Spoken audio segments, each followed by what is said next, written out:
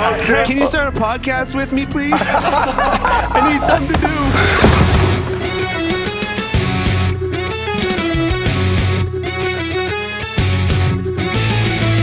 Pastrnak sent it out in front of Malkin to save. They score! Elias Lindholm looks to the heavens. Here's a chance. Patra right in on goal. He scores. Oh my! What a move by the rookie. 2-on-1. Pastrnak moving in with Marchand. Get it to it. Score! The zone. Hoyle dances in. Backhand score!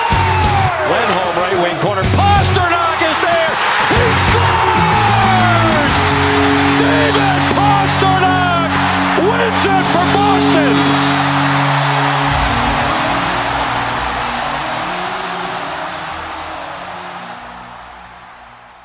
Welcome in, everyone, to another episode of Bruins Tape to Tape. I will be your host tonight. I am Maria from Watertown.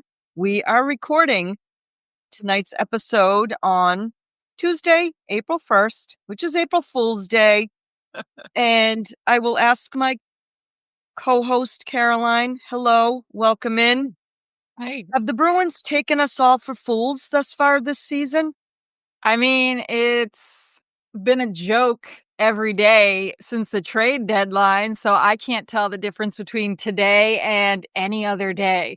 It is unbelievable. We can't, they have, folks, the Boston Bruins have gotten us to a point where we can't even exchange pleasantries because we're so flippin' aggravated. And as we speak, they are playing the Washington Capitals, who, in case you've all been hiding under a rock, Alex Ovechkin, it is now 4 goals away from breaking the Great One's record because he scored a power play goal already against our Boston Bruins, and they find themselves down 2-0 already in the first period.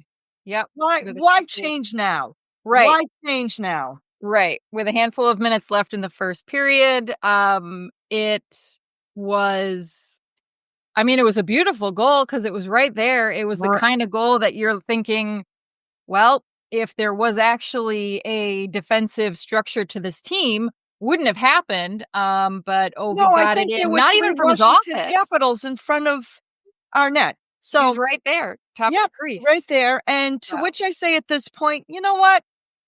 Just let him do it tonight at this point. Just let him get all of his goals tonight, because that would be so fitting and so apropos about how everything has gone so far this season. So we've gone a little off target here. Usually we set the table and we have this is breaking news as we record. As we record.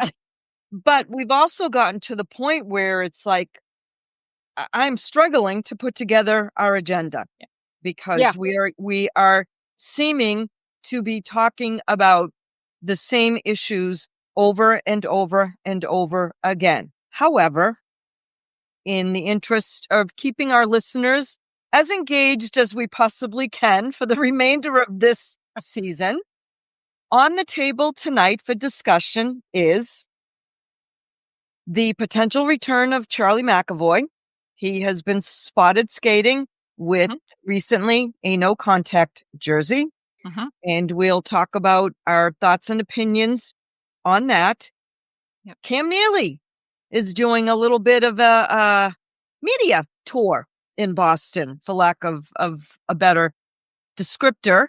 And he has spoken to both Kevin Paul DuPont of the Boston Globe and Jim McBride of the Boston Globe.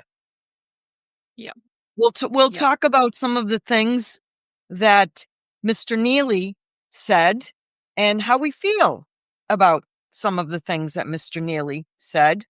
And the Bruins had some ho-hum roster transactions. That we can chat about briefly.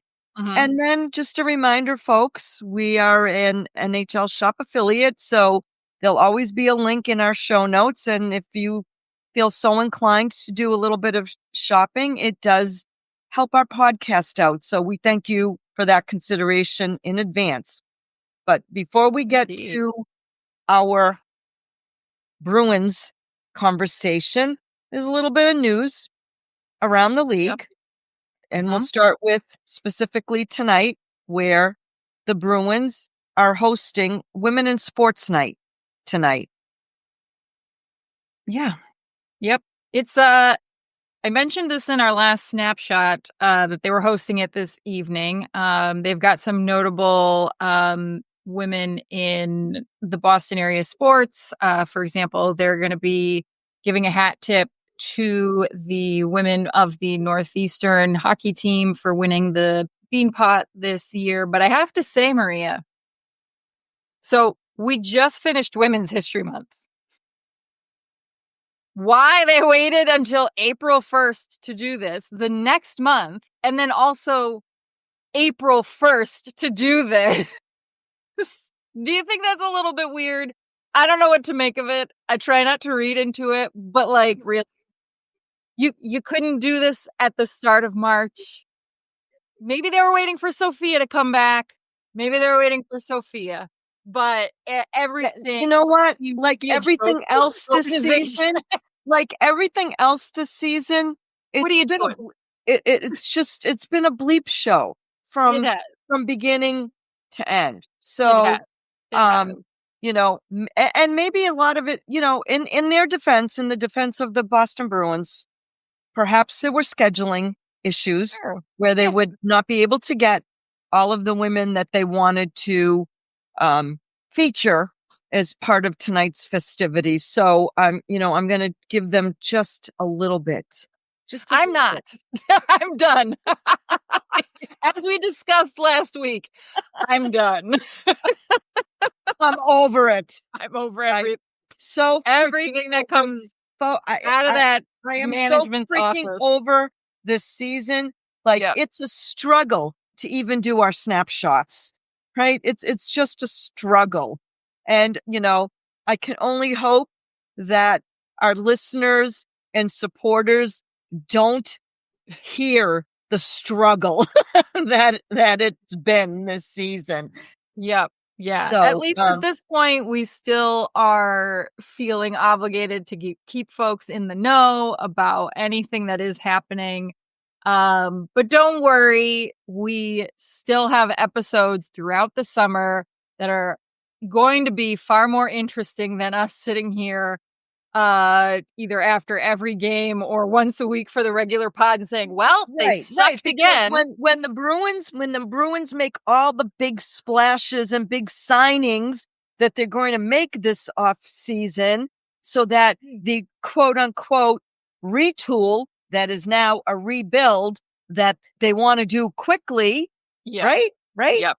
If we believe everything that's coming out of Causeway Street, those two idiots. Yeah. Yep.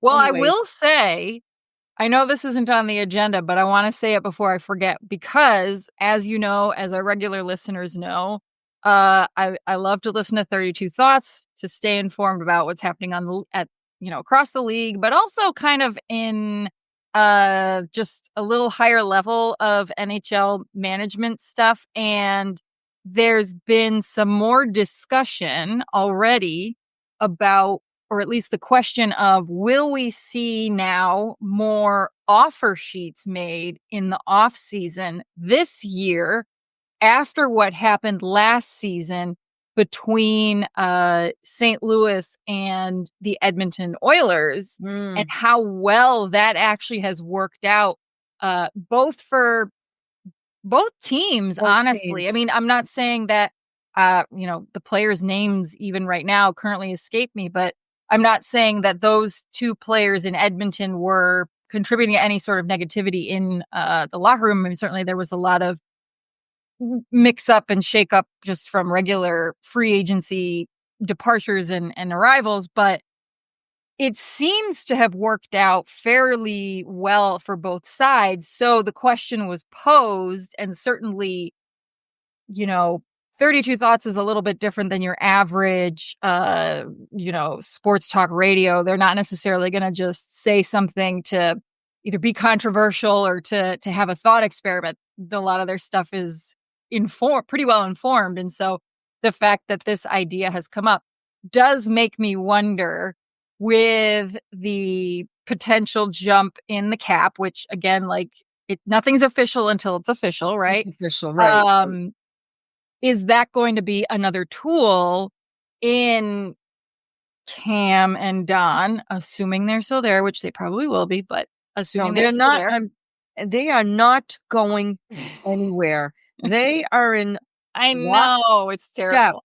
And I'm telling you, this is what we're seeing is a playbook from the Harry Sinden days. Now, the difference being is when Harry Sinden was a general manager, there was a clear directive about not spending to the cap. Okay. Yeah. That's where the difference is. However, the manner in which they conduct their business, to me, hasn't really changed much. Yeah. Still shady as all F. Yeah. The only difference I can really see, because I agree with you, because we've seen a lot of the same behaviors, for me over the last 25 years or so, really starting to pay attention to any of this. And that's multitude of different, presidents and different GMs. So kind of that approach to business has stayed the same. The only difference is the fact that the Boston Bruins are an extremely, extremely lucrative franchise at this point in a way that, they certainly were not 30 years ago. Just the game has changed, and then they being the franchise that they are, there's a lot of money there. So there's more motivation from a financial perspective to do what you can to be legitimately competitive. Not because it's the right thing to do by fans necessarily, because it makes because ownership finally woke up and realized we can make more money here. We can make more money if we put a competitive team on the ice. Right. Okay. How many years have they quote unquote sold out, right? Every game? I am still of the mindset that this ownership group, whoever it is, I know it's the Jacobs children or still JJ at the top. They are not committed to winning a Stanley Cup.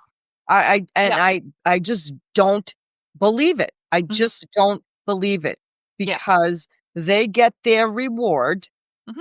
Okay. And they've been getting their reward simply by putting together competitive and good teams. I'm not going to take that away. It's been a dynamic run. It's not a dynasty, but it's been a dynamic run, and it's been one of the most successful. It's been an era for sure. For sure. Yeah. But you have fallen short numerous times. Yes. And at some point, you have to point your fingers at the people who are making those decisions. Yeah. And who might they be, my friend? Who might they be? It's our favorites, Don and Cam. So anyways, my point being, there might be a third potential way that this team could acquire players if they are trying to build quickly. That is another way that prior to last season it was never against the rules, obviously, because St. Louis did it. Right. But it's not a common occurrence. It's one of those gentlemen's agreements type situations. But it seems like maybe it makes it interesting for us that cover, right? And want to, because I think the drama of it is very, very interesting. Yeah. And it's juicy. So it opens up. Sometimes it can be juicy. Again, right? I mean, nobody expected it. And it opens up now a fourth venue for acquiring players besides, once the Bruins season is over, they are allowed to start trading. They probably won't because half the league obviously is ineligible to trade. So they might wait, just like we saw the big Ullmark trade happening, at the Stanley Cup final. But there's the trade. There's the free agency signing. There's the this, and then you've got your restricted free agents, so the qualifying offers as well. So, which is not quite the same thing as how you get unrestricted free agents, because the unrestricteds come from the outside. The restricteds are basically who you're going to keep. Who you're going to keep around. Yeah.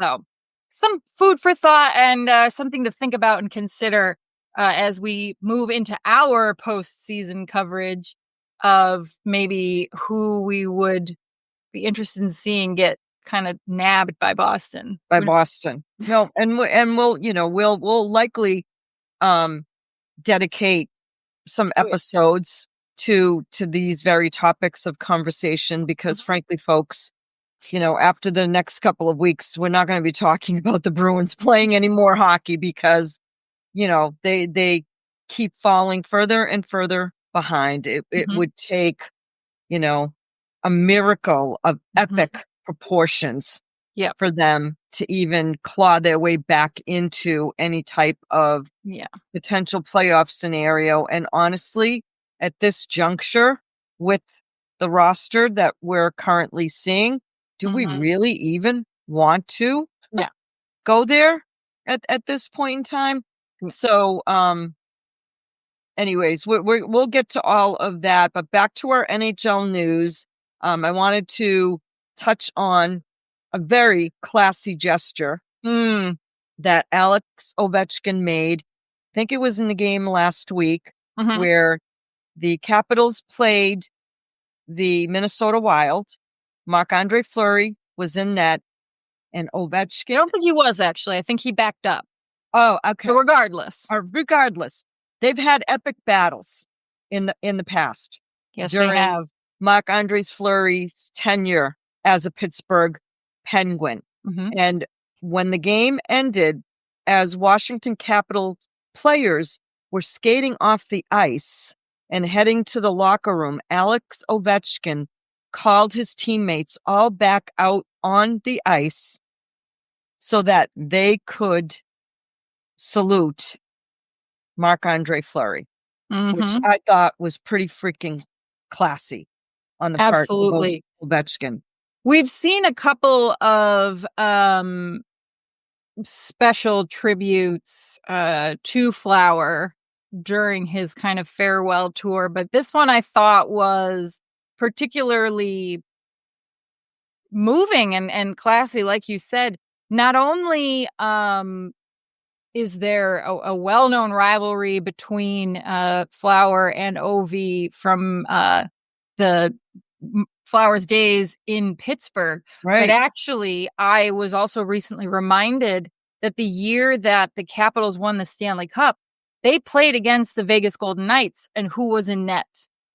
Marc-Andre Fleury. Oh, forgot about that. There was a famous moment before one of the games, and there was warm-ups, and they kind of were a little bit in each other's faces, and not in a playful way, in a pretty genuinely competitive, intimidation tactic way. And so I thought that was pretty fantastic. I think that that's one of the things I love about this game, and I don't think you see in other sports, where you can recognize another player, even if you think that they are your greatest rival, or they've always played against your rival and in your rivalry, and you hate them almost every other day of the year.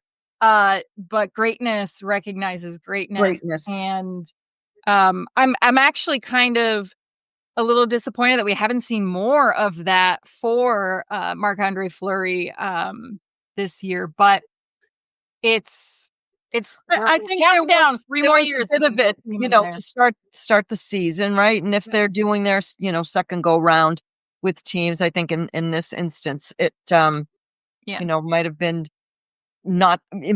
their first time, and maybe Ovechkin realizing too, as he's getting closer to, it could be his end too. His end too, right? And so who knows? He's probably saying to himself, you know what? I'm going to take the opportunity now, right? Yep. Now to show my respect to this guy that I've had epic battles with Yeah. over the years. So good on him, and good on him for, taking the opportunity to kind of to that's a teaching moment as far as I'm concerned too, Yes. for maybe some of the younger guys on that Capitals team. So Yes, so huge good on leadership. him.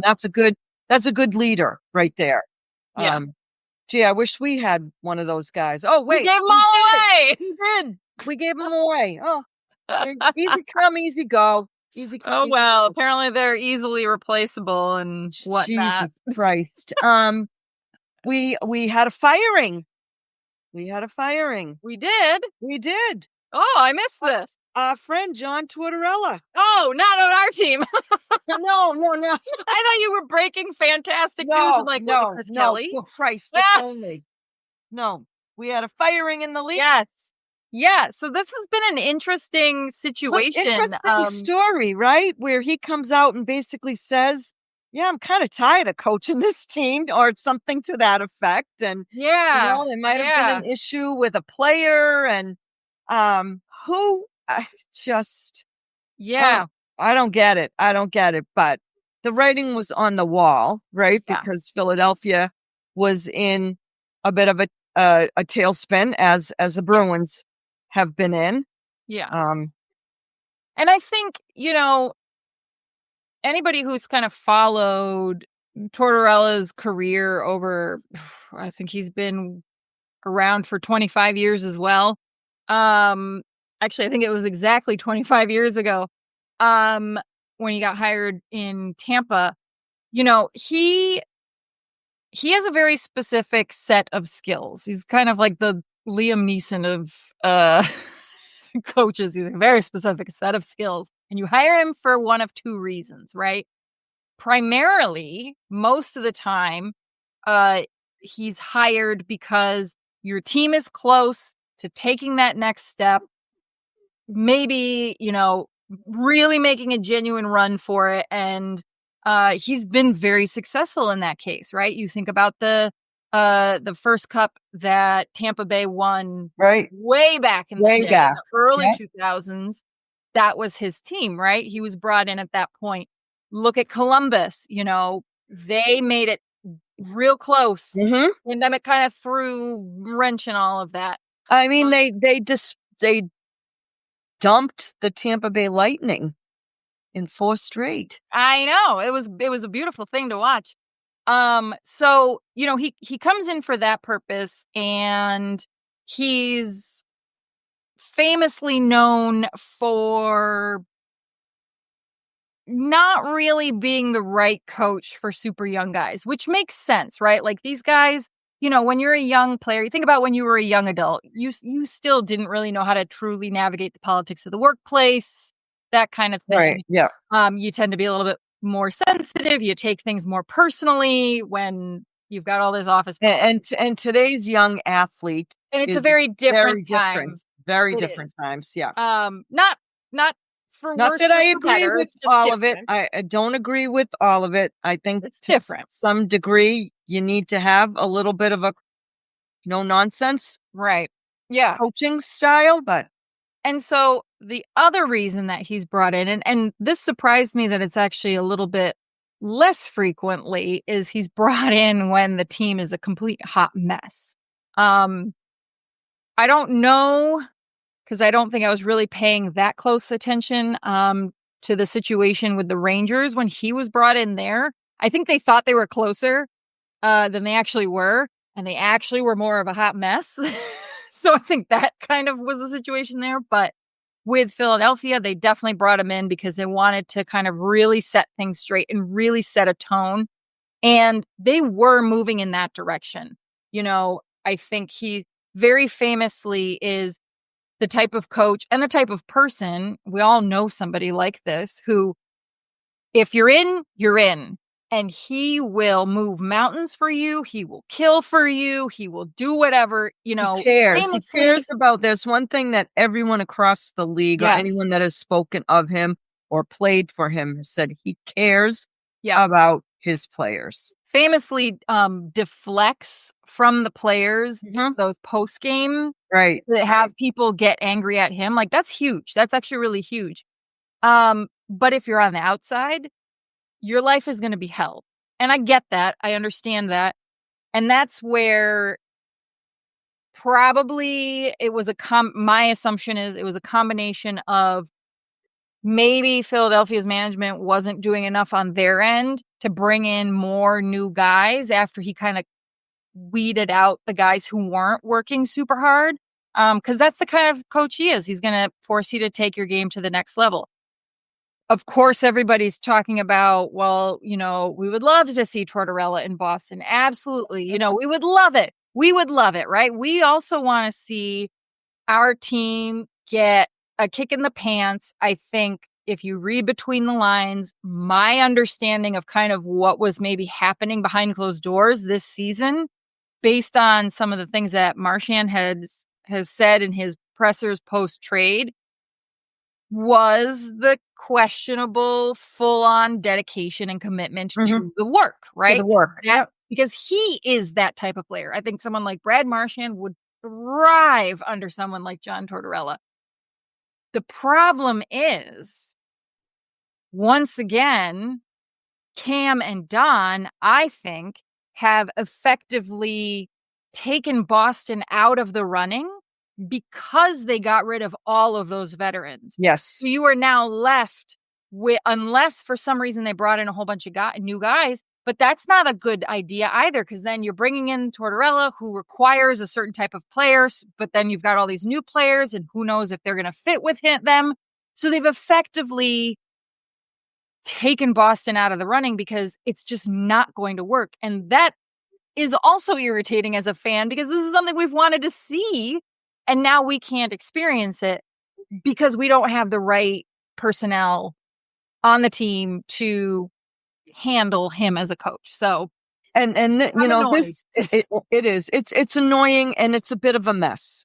It's not a bit of a mess. It's a freaking mess, because again, what we're gonna finish our NHL news around the ring. We're never gonna get through it. No, because we got nothing else to talk about. I know, because we're going to continue this discussion as it relates to,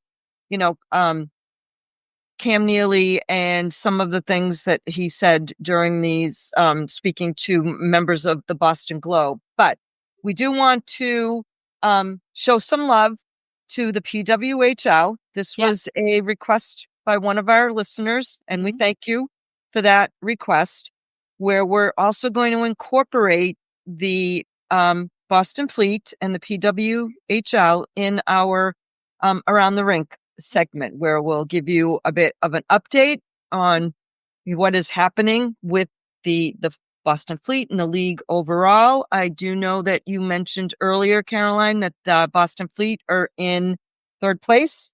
Yeah.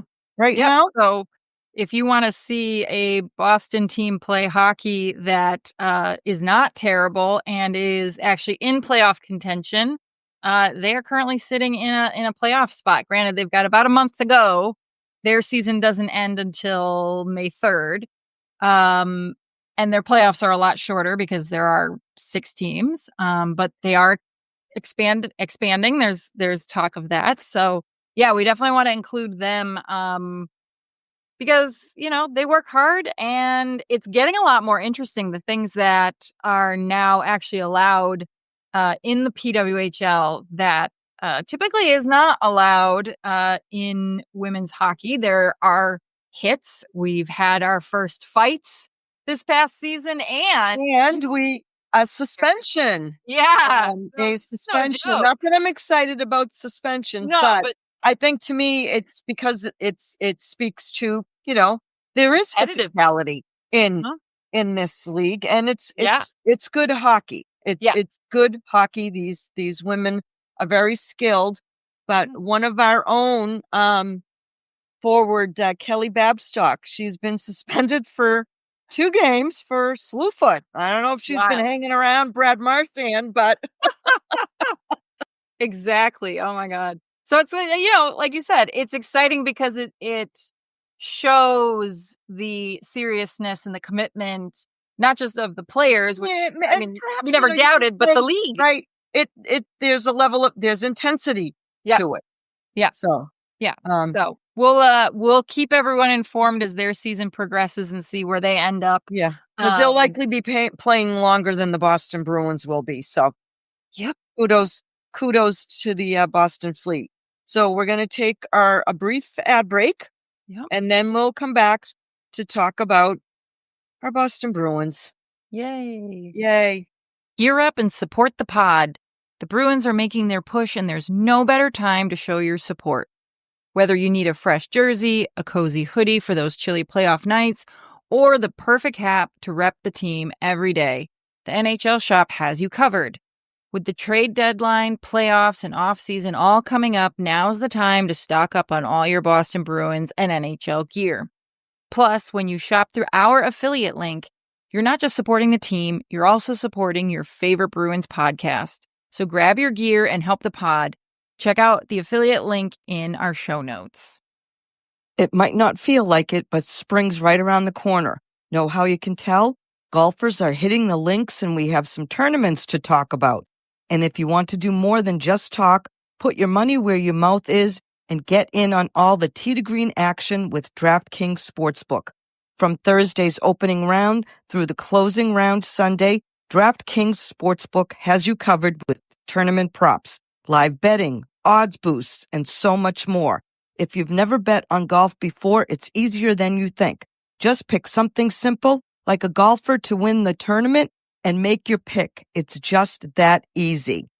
Download the DraftKings Sportsbook app and use code THPN. That's code THPN for new customers to get $150 in bonus bets when you bet just $5. Only on DraftKings. The crown is yours.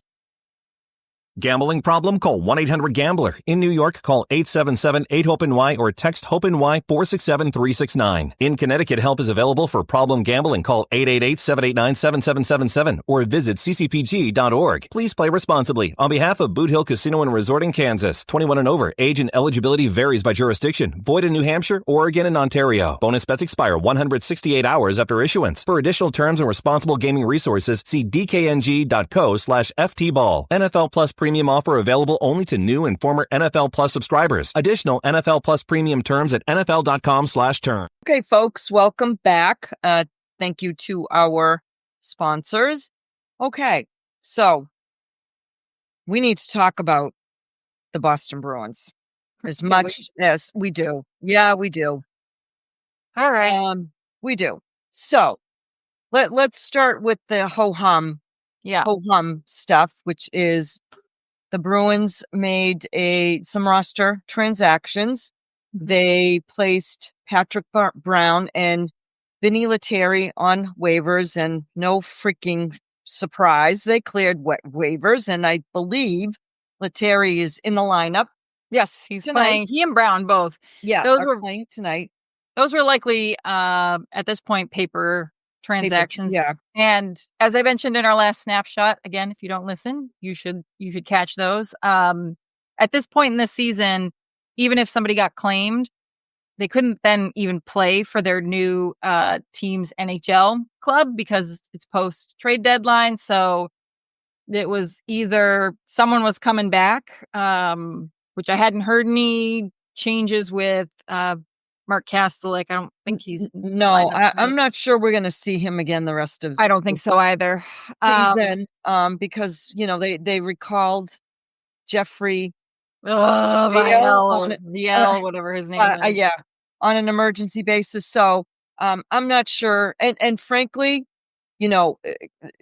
since what we presume was a concussion for Mark Kastelik, he really hasn't been the same, and he's been in and out of the lineup. Yeah. And so best to shut him down because he's a guy that I would consider keeping on this team. He just, from the very start of the season, he was one of the few guys that you saw a consistent, hardworking effort from game after game after game. Yeah. So, he was hungry.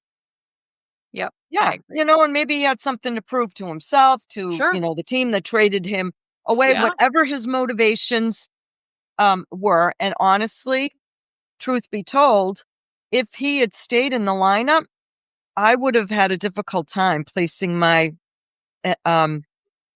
seventh player award vote, because he would have been very close to Morgan Geekie. I ended up casting my vote That's for right. We got to do that. For Morgan Geekie. Yeah. But Kastelic would have been it would have been a tough vote for me.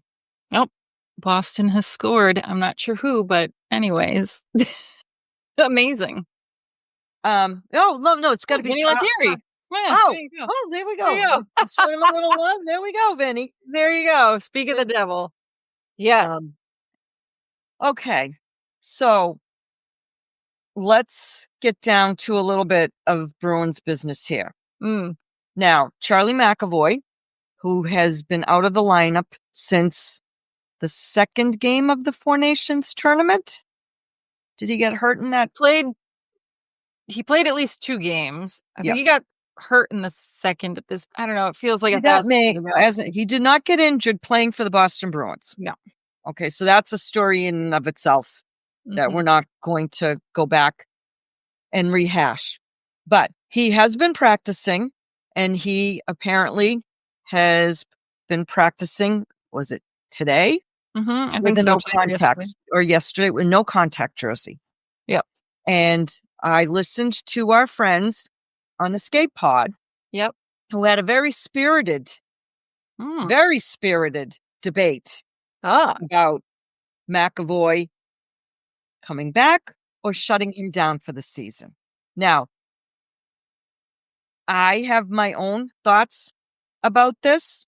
Had nothing to do with what I heard at that level of conversation.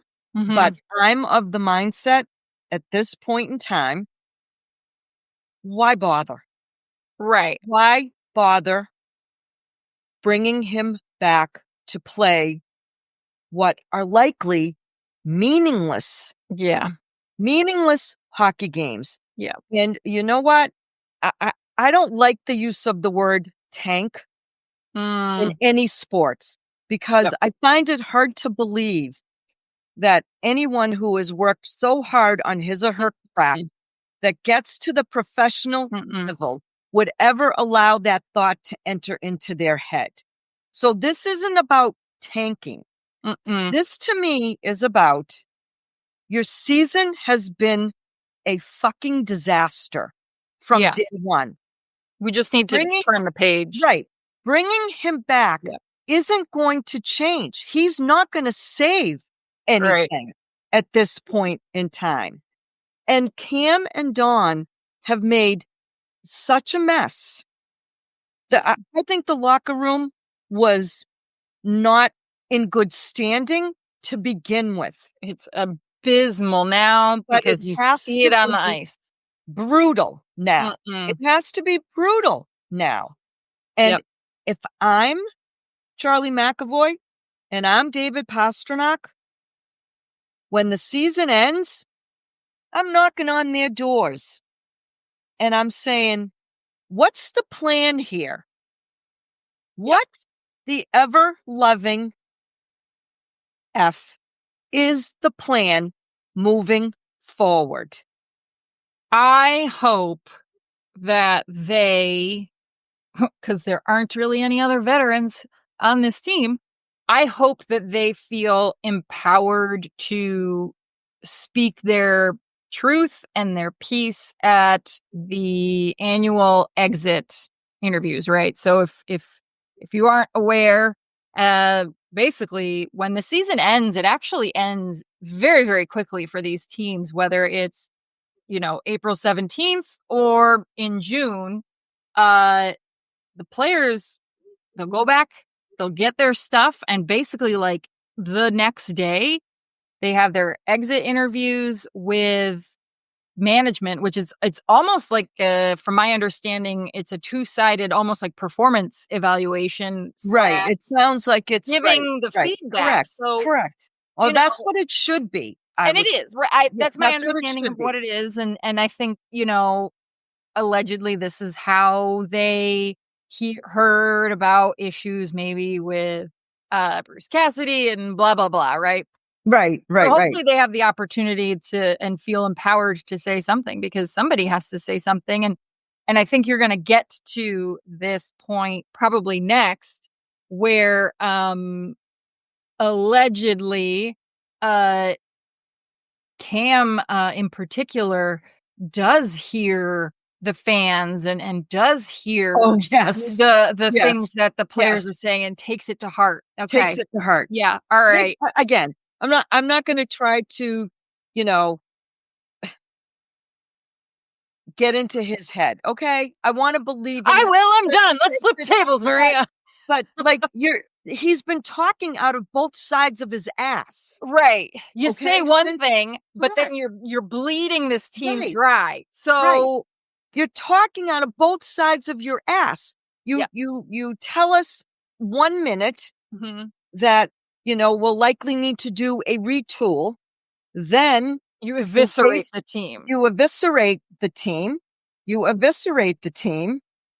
Okay. Then you sit down with Kevin Paul DuPont of the Boston Globe. Why aren't they playing with any heart and enthusiasm? You just fired all of their friends. Well, I mean, they're freaking human. So you took an already maybe tenuous situation and you made it freaking worse. I can't believe that they're not playing with the heart and soul of the Bruins like I did in the 80s. Dude, you played with Ray Bork. Like, listen, and I know, right? I'm not I gonna hate take this away man. from him. I know. I'm not going to take this away from him in terms of his heart, his determination, and his work ethic as a player. Yeah, Okay? sure. That's exclusive of, my thoughts of you as a front office person, and the fact that you are talking out of both sides of your ass. Why? Because you're trying to save face now, because you don't want the fan base to go after turn him. on you. But Him they're gonna turn specifically. on you. Okay? When you traded Brad Marchand for nothing, and again, I'm not going to be a hypocrite. Because I know I said it during one of our podcasts. I would have entertained a legitimate conversation about trading Brad Marchand, but that's not what this depending was. on what you were getting in return. Right. I don't care. Listen to me. I don't give a shit about what people think about him asking for more money, because you know what? You gave Jeremy Swayman $8.25 million freaking dollars, and he has sucked this season. Right. Okay. He has sucked. He had sucked. And he walked around and said, I'm going to set the tone for my peers. Okay. So what? So Brad Marchand says, wait a minute. I've been doing team friendly deals here.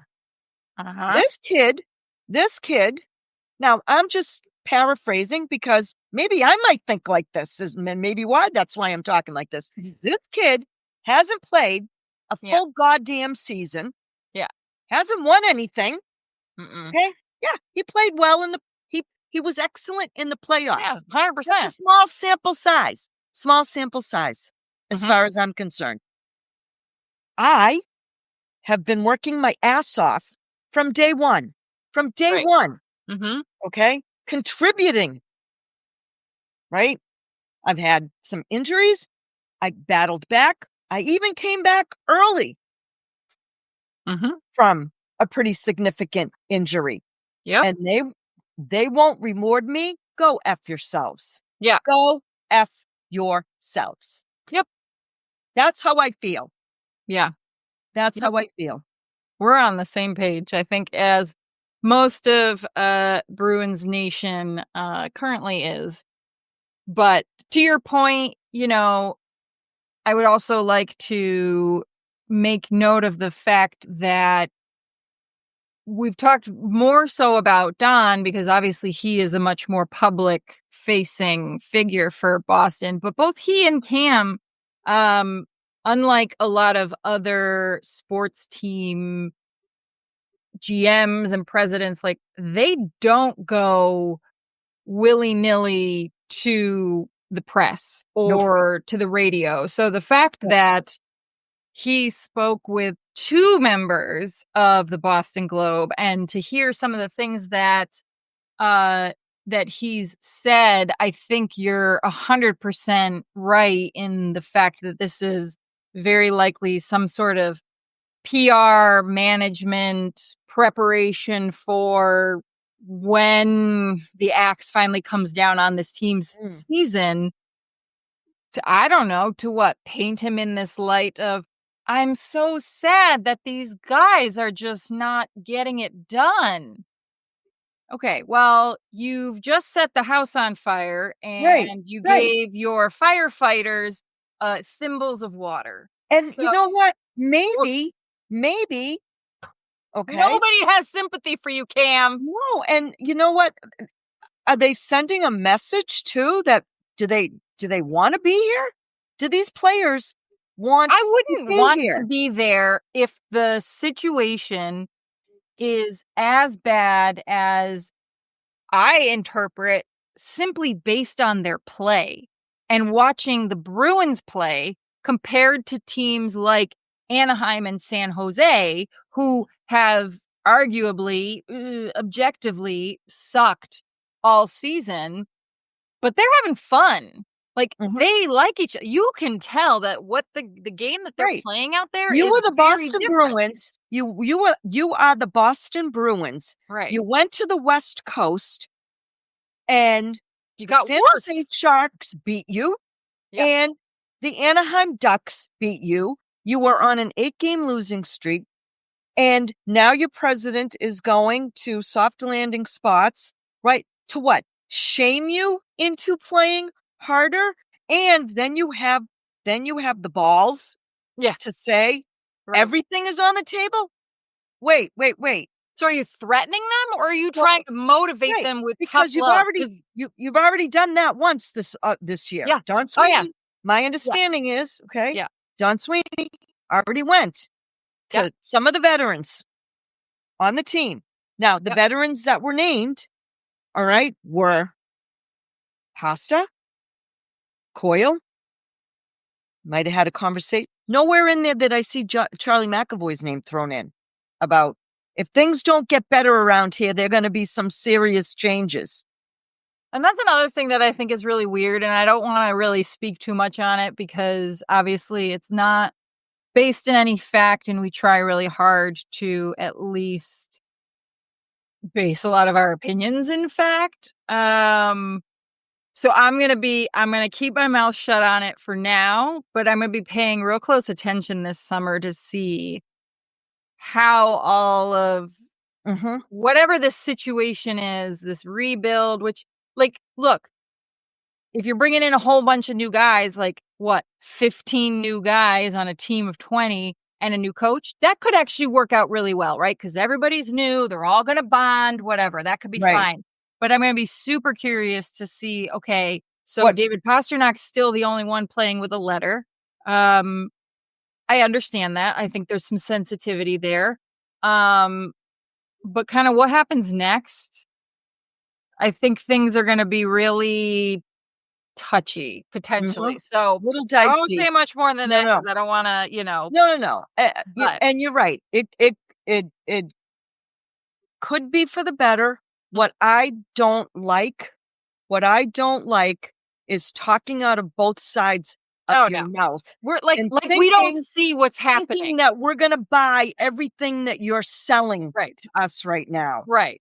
We didn't pay attention at the trade deadline and we didn't see what just happened or how and it's this is not, again, the first time that we've seen this kind of behavior from Cam and Don, right? Again, regular listeners of the pod have heard me say for years now, I don't care for Cam Neely. I think he's a snake because we have seen him do stuff like this time and time again.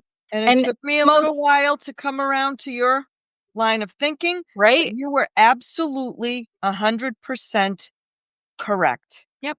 I mean, Absolutely. Jeremy Swayman is the most recent concrete example of that kind of behavior, where he has the audacity, not Jeremy Swayman, but Cam Neely has the audacity in regards to Jeremy's contract to sit there and say, well, he's got 64 million reasons to blah, blah, blah. But then it turns out that was, once again, not an actual conversation that has been had. So, like, what are you doing? Yeah. It's What are you doing? Stop!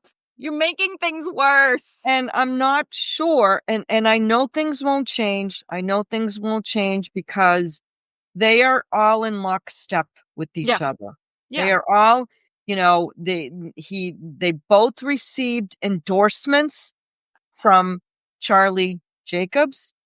Unless people stop showing up in that building next season, then maybe it will affect some change in the upper level organizationally of the Bruins. But I believe that we are going to go into this rebuild, retool, whatever the hell he's going to call it tomorrow or the next day, with Don Sweeney and Cam Neely. Yep. And if I'm on the outside looking in, and I see what is transpiring here, and I am a potential candidate for a coach, or I'm approached, my first question to them would be, okay, if I'm going to even consider this job, I want guarantees from the two of you, and I want it written. I pick my own coaching staff. I decide who stays, and I decide who goes, or it's a deal breaker. It'll be really interesting to see what direction they end up going in if they opt for a veteran coach, because let's be honest, like, that's the type of person who would have the guts to say something like that, someone who's been around, or if they opt to go with someone who is a little greener, a little bit newer. Hard to say, right? Because Jim Montgomery was on the newer side. They've tried it both ways, and they ended up. They've had the veteran coaches, and they end up firing them. Then they bring in the players coach, and they fire him. He has the St. Louis Blues on an 8 or a 9 game winning streak. His name is being thrown around for Jack Adams. Okay. I'll have you know. Your team is on an 8 game losing losing fired streak. In November. I know. I just can't make this shit up this season. Adams. You just can't make this shit up this season. And in all seriousness, right? If you're David Pastrnak, okay, you're still young, right? You're still young. You know, the goal of any of these guys, or majority of them, is to get their name on the Stanley Cup and to be on a team where they have the potential to do so. Now, if I'm David Pastrnak and this season ends the way that it's likely going to end, right? Yeah. And I know you've made your commitment. God bless you. You're saying all the right things, and you're trying to be a leader, and you're still out there playing hard, even though you can see the frustration building. How long before you go home some night and say to your family, or say to your wife, or say to yourself, I want to go someplace where I know I can win? Yeah. Well, how long might that take? Yeah. It took Ray Bork 22 years. I know. Oh, look. And now our favorite dollar store brand version of Mark Kastelik is having a fight. Probably for no good reason. I can hear it in the background. I don't even want to look. No, we should just call it a night. I just I want to apologize to our listeners because we're a bit all over the place tonight. We're, in case you can't tell, we are royally frustrated. We are royally pissed off. This is not what we expected when we saw the roster at the beginning of this season. And I don't even know what direction. I think that's what bothers me the most is not knowing what direction this organization is going to take. Mm-hmm. Yep. Nope. I agree. So with that being said, thank you for listening. Thank you for subscribing. Please do subscribe if you haven't done so. You can find us on YouTube, Apple, Spotify, any social media platforms that you pull your podcasts from. Mm-hmm. And to end, do you want to say it? Of do course. you really mean it? Do you really mean it, though? Always, Maria. I'm here for the players, you do. not for management. It is for the players. As always, go Bees. Go Bees.